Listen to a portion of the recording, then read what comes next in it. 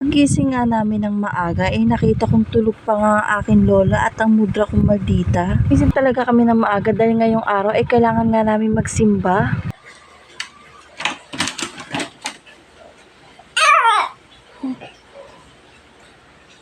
Why?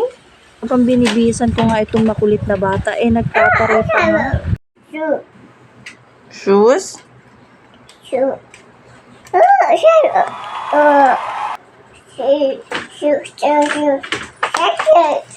After ni mama mag-shower, mag-shoes ka na, okay? Tuwa nga ako dahil kahit papano nakakapagsalita na nga ang baby ko. Nga lang, pag nabihisan mo na siya ng pang-alis, kailangan mo na nga rin siya sa patusan. Kung hindi, magwawala nga siya. Kahit hindi pa nga ako nakakaligo, sinipatusan ko na nga siya kaagad kaysa mag-aangawa. Nasa pag-aangawa, baka tanggalin niya rin ang ipit ng buhok niya. Sinunod ko na nga lang din kung ano yung gusto niya.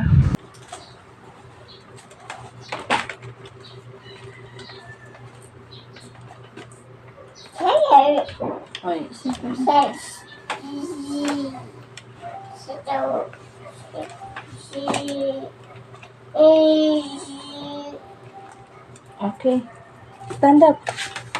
Yay! Wow! Wow!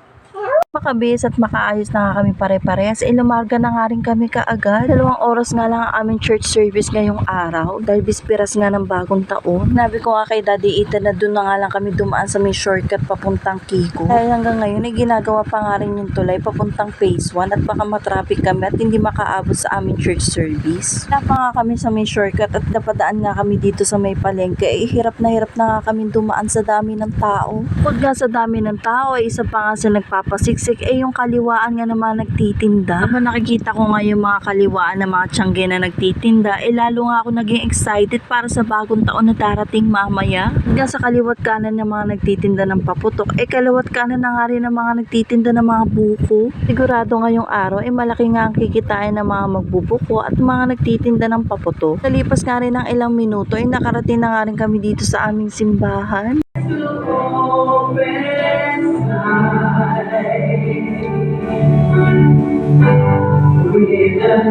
Fast forward nga bukod sa pagkakasimba namin kaninang tanghali, ngayon naman maghahanda naman tayo ng handa namin para sa bagong taon. Ginabi na nga ako sa pamamalengke ng mga sangkap na yan dahil nahirapan na nga akong hanapin dahil ginabi na nga kami ng pamamalengke. Kasi nagkakaubusan na ng stocks, medyo naging mahal na nga rin ang mga sangkap dahil ilang oras na nga lang bagong taon na. Buti nga may nabili pa nga akong pang coffee jelly na gulaman at 2 creme densada dahil nahirapan nga akong hanapin yan at talaga nag-ikot-ikot ako ng buong palengke. Habang nagkagayat nga si Pudra ng bawang sibuyas at iba pang sangkap para sa lulutuin ko palabok at kare-kare, nagisa na nga rin ako ng bagoong para sa ipapartin natin mamaya sa ating kare-kare. Matapos na ako sa bagoong, sinunod ko naman tong palabok sauce. This time nga mas nilaputan ko pa ang aking palabok sauce dahil yung nakaraan na nagluto ako ng palabok sa birthday ng mudra kong Mardita, malabnaw nga. Matapos na ako sa palabok, sinunod ko naman tong kare-kare at medyo nahihilo-hilo na nga ako sa pagod at init. Pero dahil wala nga may marunong magluto dito sa amin, wala nga choice kundi ako magluto at ilaban na nga lang natin to mga mare. This time nga nilagay ko na nga ang pechay at puso ng saging. Nangalan din nilagay kong gulay dito sa aking kare-kare dahil medyo kinapos na nga kami sa budget. Habang pinapalambot ko pa nga yung karne ng kare-kare at yung gulay na nilagay ko kanina, sinabay ko na nga itong pagpapakulo ng palabok noodles. Lumambat na nga rin yung gulay na nilagay ko kanina sa kare-kare, binuhos ko na nga itong atsuete na may mainit na tubig. Nilagay ko na nga yung mainit na tubig na may atsuete, gumanda na nga rin ang kulay. Tapos nga nilagay ko na nga rin yung peanut butter para sa kare-kare. Hindi man ako eksperto masyado sa pagluluto ng kare-kare, pero this time nga ang sarap ng pagkaluto ko. Ang pa yung bagoong na niluto ko kanina na nuknukan ng anghang. Kato nga ako mamayang alas 12 na pagkakain namin ito, mapaparami nga sila ng kain ng kanin. Tapos ko na nga lutuin ng kare-kare, may isa pa akong lulutuin at hilong-hilo na nga ako mga mari. Hayaan na lang natin mga mari kasi ito na yung pinakalas na gagawin ko at mapapahinga na nga rin ako. Mahiwa-hiwa ko na nga lahat ng gulaman at sinalin ko na nga dito sa may lalagyan at nilagay nilagay ko na nga rin itong sago. Pagkatapos nga rin nun, binuhos ko na nga rin itong 2 lata ng creme densada na binili ko kanina. Gumagawa talaga ako ng mango graham, buko salad nga at buko pandan. Ito talagang creme densada ang bet na bet ko nilalagay. Nasa masarap, saktong-sakto nga lang ang tamis ng kondensada. Kung sa masarap na nga, matipid pa. Matapos ko na nga pagmekos-mekos ng gulaman, sago at creme densada, gawa na nga ang ating coffee jelly. Salamat nga natapos ko na nga rin lahat ng gagawin ko at makakapagpahinga na rin ako. Hanggang dito na lang po muna ang aking vlog. Happy New Year na rin po sa inyong lahat. Yun lang po, salamat.